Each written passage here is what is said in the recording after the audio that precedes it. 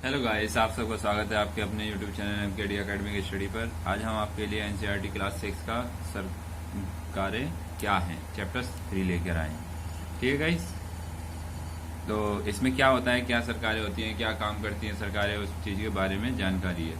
कैसे क्या और कौन कौन सरकारों में क्या क्या काम होता है, सरकार बनती है तो क्या सरकार लोगों के लिए क्या करती है, कैसे सरकार बनती है, उन चीज़ों के बारे में जानकारी है। हर एक देश में विभिन्न निर्णय लेने एवं हर काम करने की लिए सरकार की जरूरत होती है। ये निर्णय कई विषयों से संबंधित कर सकते हैं। सड़क और स्कूल कहाँ बनाए जाएं, बहुत ज़्यादा महंगाई हो जाने पर किसी चीज़ के दाम कैसे घटाए जाएं, अथवा बिजली की आपूर्ति को कैसे बढ़ाया जाए। सरकार कई नई सामाजिक मुद्दों पर भी कार्रवाई करते हैं। उदाहरण के लिए सरकार गरीबों की मदद करती है, यानी गरीबों की मदद कैसे करी जाए, उनको गरीबों को खाना कैसे दिया जाए, गरीबों के लिए अनाज की सुविधा कैसे की जाए, गरीबों के लिए पढ़ाई की सुविधा कैसे की जाए, इन सभी गरीबों के लिए स्वास्थ्य वगैरह की सुविधा कैसे की जाए। इस विभिन्न सेवाओं के गरीबों के लिए और जरूरतमंद लोगों के लिए सेवाओं कैसे जारी करी जाए, उन लोगों के लिए ये सरकारें, जो सरकार बनती है वो उनका निर्णय लेते हैं ये सभी लोग। ठीक है, सरकार में कई लोग होते हैं, विभिन्न विभिन्न विभाग भी होते हैं। हर विभाग होता है, स्वास्थ्य विभाग होता है, रेल मंत्रालय भी होता है, कई मंत्रालय होते हैं।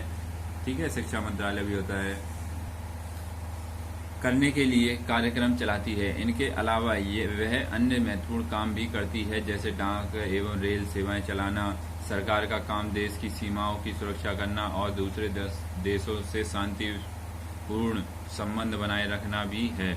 उसकी जिम्मेदारी यह सुनिश्चित करता है कि देश के सभी नागरिकों को पर्याप्त भोजन और अच्छी स्वास्थ्य सुविधाएं मिलें। जब प्राकृतिक विपदा घेरती है, तो जैसे सुनामी, भूकंप, तो मुख्य रूप से सरकार पीड़ित लोगों को सहायता प्रदान करती है। जैसे अभी जो कोरोना में जो लोग मरे, उन लोगों को भी सहायता, उनके परिवार को खाने पीने की सुविधाएं दी गई, अनाज पर्याप्त मात्रा में सभी को उपलब्ध कराया गया। अगर कोई भी भूकंप आता है या सुनामी आ जाती है, जैसे बिहार में है, सुनामी आ गई यानी बाढ़ आ गई, तो बाढ़ग्रस्त एरिया में खाना पहुंचाया जाता है, बाढ़ग्रस्त क्षेत्रों में, और वहाँ पे स्वास्थ्य सेवाएं भी उपलब्ध कराई जाती हैं। ये सारी चीज़ें सरकार का काम है, जो सरकार जनता की सेवा करे। ठीक है, तो आगे बढ़ते हैं। अगर कहीं कोई विवाद होता है, कोई अपराध करता है, तो न्यायालय जाते हैं। न्यायालय भी सरकार का ही एक अंग है। न्यायालय क्या है, जैसे हम या ऐसे कोई अपराध कर दे, चोरी कर दे, चोरी या किसी का मर्डर कर दे यानी हत्या कर दे, तो हम कहाँ जाते हैं? न्यायालय में जाते हैं। कहीं कोई झगड़ा हो रहा होता है तो हम वो पुलिस थाने में लिखवाते हैं, फिर वो न्यायालय में न्याय होता है कि दोनों पक्षों को बात करी जाती है। जब वो न्याय करते हैं, न्यायालय दोनों पक्षों की बात सुनी जाती है। ठीक है, शायद आपको जानकर अचरज हो रहा होगा कि सरकार इतना सब कुछ कैसे कर पाती है और सरकार के लिए इन कामों को करना कैसे आसान होता है, करना क्यों जरूरी होता है। ठीक है, क्योंकि यहाँ सरकारें जब भी बनती हैं जब वयस्क मताधिकार के द्वारा, क्योंकि ये लोकतांत्रिक देश है भारत में हमेशा लोकतांत्रिक देश है और रहेगा। उससे क्या है, जनप्रतिनिधियों को चुनना भारत की जनता के द्वारा चुना जाता है, जो 18 वर्ष के वयस्क व्यक्तियों के द्वारा चुना जाता है, और उससे ऊपर के सभी व्यक्ति वोट मताधिकार द्वारा देते हैं। जब लोग इकट्ठा रहते हैं और काम करते हैं तो कुछ हद तक एक व्यवस्था की जरूरत होती है, जिससे आवश्यक निर्णय ले जा सके।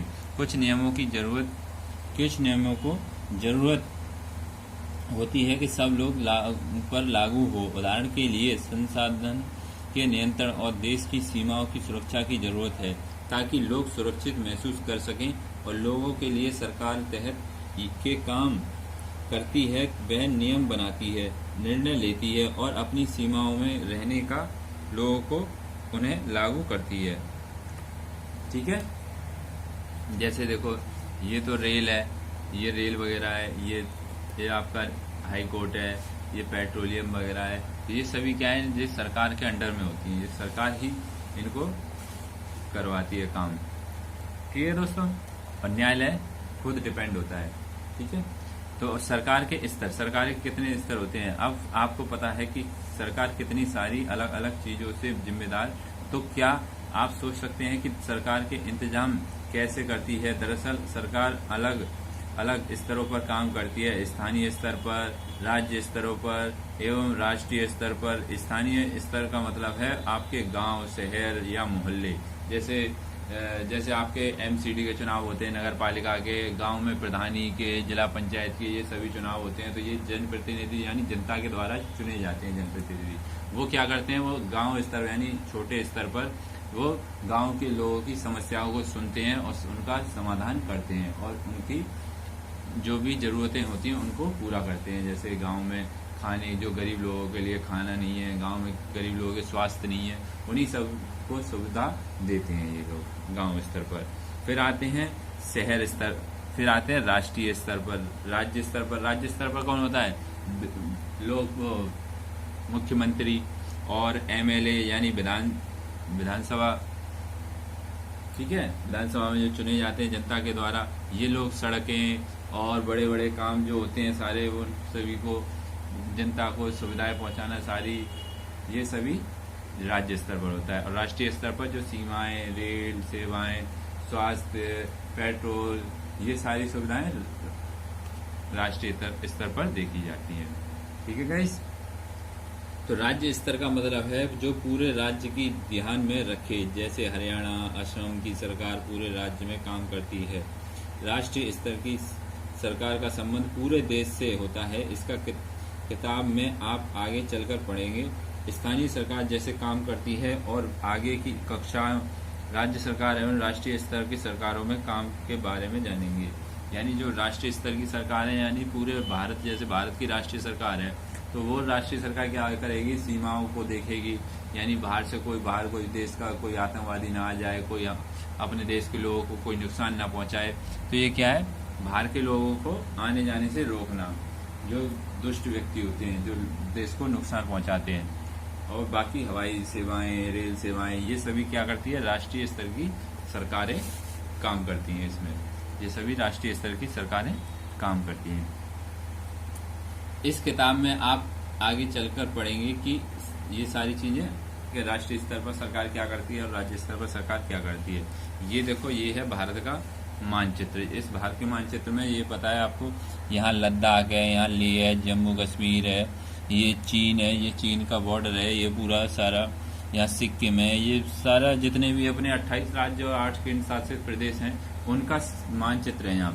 यहाँ पे कौन सी जगह पे क्या कहाँ पे है, कौन सी जगह कहाँ है। महाराष्ट्र यहाँ पे है, उत्तर प्रदेश कहाँ है, दिल्ली कहाँ है, उत्तर प्रदेश ये गया, दिल्ली ये गया। ये सारी चीजें आपको इस मानचित्र में, ये भारत का मानचित्र दिखाया गया।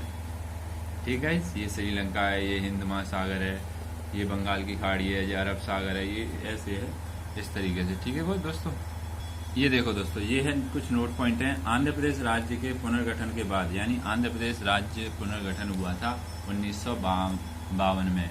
ठीक है, फिर भाषा के आधार पर हुआ था। फिर भाषा के आधार पर पुनर्गठन आयोग आया था 1956 में, जब ये आंध्र प्रदेश राज्य बना था।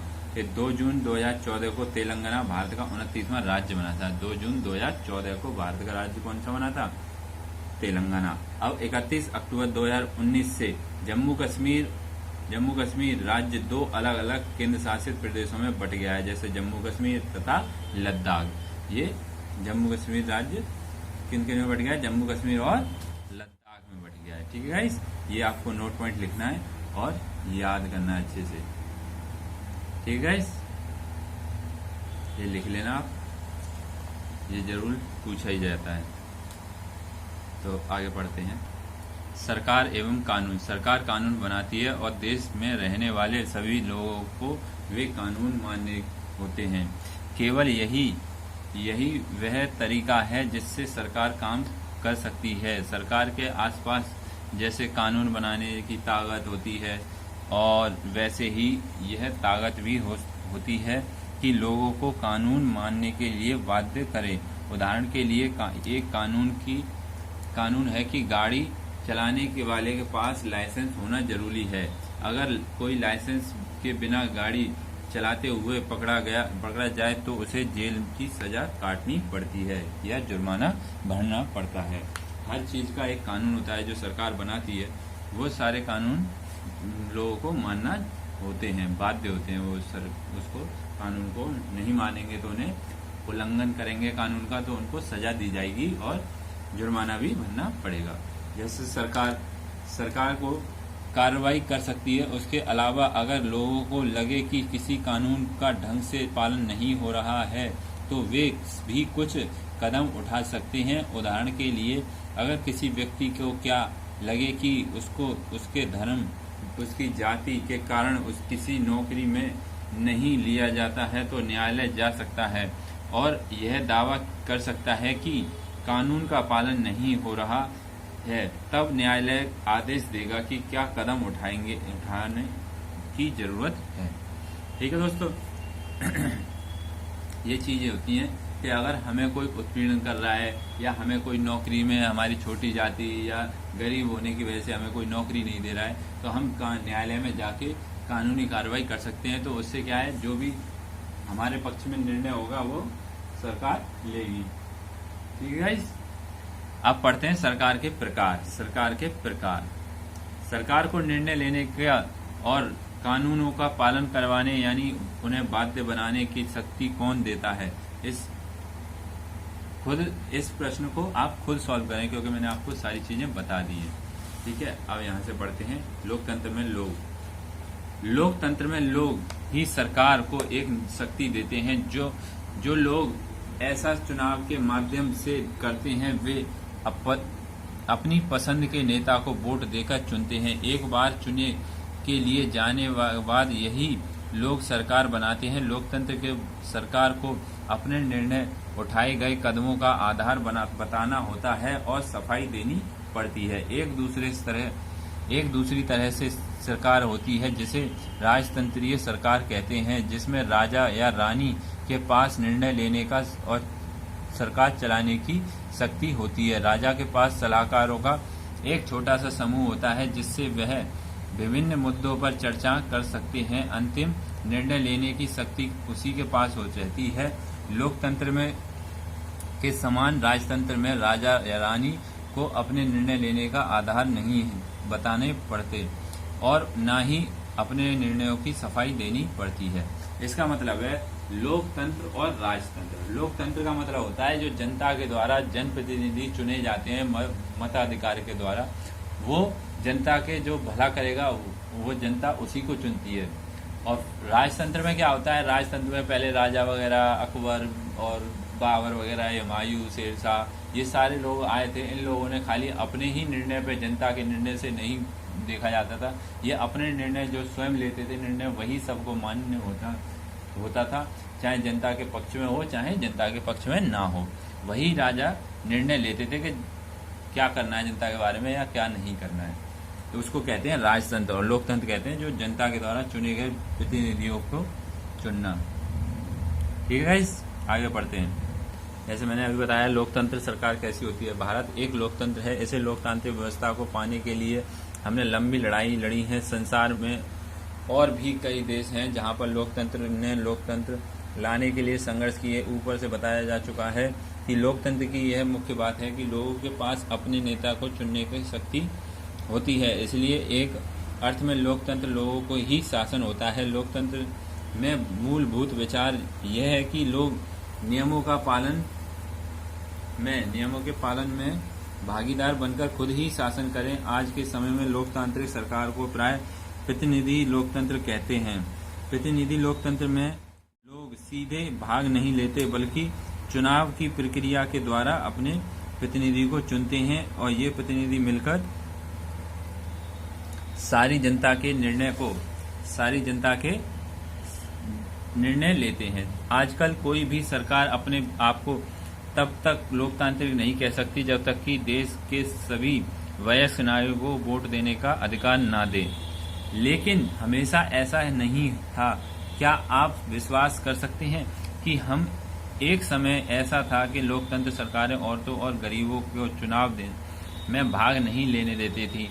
जब अपने शुरुआत के दौर में सरकारें केवल उन्हीं पुरुषों को वोट देने का देती थी जो पढ़े लिखे थे और जिनके पास अपनी संपत्ति होती थी। और मतलब तो पहले क्या होता था, जो पढ़े लिखे लोग होते थे उन्हीं को वोट देने का अधिकार होता था। इनका कहना ये है। ठीक है, मगर यह चीजें सही नहीं थी। ये पढ़े लिखे लोगों का मतलब ये है कि गरीब लोग अपना मताधिकार नहीं दे सकते, गरीब लोग अपना व्यक्ति को नहीं चुन सकते हैं लोकतंत्र में, ये तो चीजें गलत थी। मगर फिर उसके बाद क्या हुआ, तो भारत में आज़ादी से पहले बहुत ही कम लोगों को वोट देने का अधिकार था, इसलिए जनता ने संगठित होकर इस अधिकार की मांग की। गांधी जी समेत कई नेताओं ने इस अन्यायपूर्ण व्यवहार का विरोध किया और उन्होंने भी जोर से मांग उठाई। 1931 में यंग इंडिया पत्रिका में लिखते हुए गांधी जी ने कहा, 1931 में यंग इंडिया पत्रिका में लिखते हुए गांधी जी ने कहा था, मैं यह विचार सहन नहीं कर सकता कि जिस आदमी के पास संपत्ति है वह वोट दे सकता है, लेकिन वह आदमी जिसके पास चरित्र है पर संपत्ति या शिक्षा नहीं, वह वोट नहीं दे सकता। या जो दिन भर अपना पसीना बहाकर ईमानदारी से जो काम करता है वोट नहीं दे सकता, क्योंकि उसने गरीब आदमी होने का गुनाह किया है। ये चीज गांधी जी को पसंद नहीं आई। उन्होंने अपनी यंग इंडिया पत्रिका में 1931 में कहा था कि ये चीज अच्छी नहीं है, ये सभी व्यक्ति को, सभी नागरिकों को वोट देने का अधिकार होना चाहिए। इससे कोई मतलब नहीं होना चाहिए कि कौन गरीब है कौन पैसे वाला है, ये कोई चीज नहीं होनी चाहिए। ये गांधी जी ने आवाज उठाई थी। तो ये देखो, संसार में कहीं भी सरकार ने स्वेच्छा से अपनी शक्ति लोगों के साथ नहीं बांटी है। पूरे यूरोप और अमेरिका में महिलाओं और गरीबों को सरकार के कार्यों में भागीदारी के लिए संघर्ष करना पड़ता है। महिलाओं द्वारा मताधिकार के लिए दिए गए संघर्ष ने प्रथम विश्व युद्ध के दौरान मजबूती पकड़ी और यह आंदोलन को महिला मताधिकार आंदोलन कहते हैं। अंग्रेजी में इसे सफरेज मूवमेंट कहते हैं। सफरेज का मतलब होता है वोट देने का अधिकार। यह युद्ध के दौरान बहुत से पुरुष लड़ाई में थे, इसलिए महिलाओं को उन कामों को करने के लिए बुलाया जाता था पहले पुरुषों के काम माने जाते थे। जब महिलाओं ने विभिन्न प्रकार के काम को उनकी व्यवस्था करना शुरू किया तो लोगों को यह देखकर बड़ा आश्चर्य हुआ कि उन्होंने महिलाओं और उनकी क्षमताओं के बारे में क्यों इतनी गलत रूढ़िबद्ध धारणाएं बनाई रखी थी। यानी उस समय क्या था कि लोग, जब विश्व युद्ध हुआ था तो उसमें लोग व्यक्ति यानी जो पुरुष थे वो तो युद्ध में चले गए थे, महिलाएं बाकी जो पुरुष काम करते थे उन कामों को महिलाएं भी करती थी। तो वो लोग क्या समझते थे, महिलाएं काम नहीं कर सकती हैं पुरुषों वाला, तो वो सभी महिलाएं पुरुषों के सारे काम करती थी, यानी मजदूरी करना और जो भी होते हैं काम, ठीक है। तो वो लोग आश्चर्यचकित हो गए और उन्होंने ये क्षमताओं के बारे में इतनी गलतफहमी थी। रूढ़िबद्ध का मतलब होता है अपने दिमाग में किसी के प्रति गलतफहमी रखना।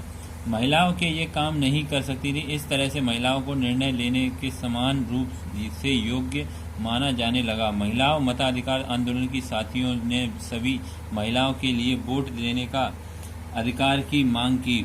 उनकी आवाज़ सुनी जाए, इनके लिए उन्होंने जगह जगह पर अपने आप को लोहे की जंजीरों से बांधकर प्रदर्शन किया। उनमें से कई क्रांतिकारी महिलाएं जेल गईं और भूख हड़ताल पर बैठी। अमेरिका में वोट देने का अधिकार 1920 में मिला था औरतों को, यानी औरतों को वोट देने का अधिकार सबसे पहले 1920 में अमेरिका में मिला था, जबकि इंग्लैंड की औरतों को यह अधिकार कुछ सालों बाद मिला, यानी 1928 में। तो ये चीज़ें काफ़ी इम्पोर्टेंट है, इन चीज़ों को बार बार रीड करना और ज़्यादा से ज़्यादा अपने कॉपी में नोट्स बनाना, अपने खुद पढ़ के इस वीडियो को ज़्यादा से ज़्यादा देखना, लाइक शेयर और सब्सक्राइब करना ना भूलें। ओके गाइस, तो आज के लिए इतना ही। Okay bye.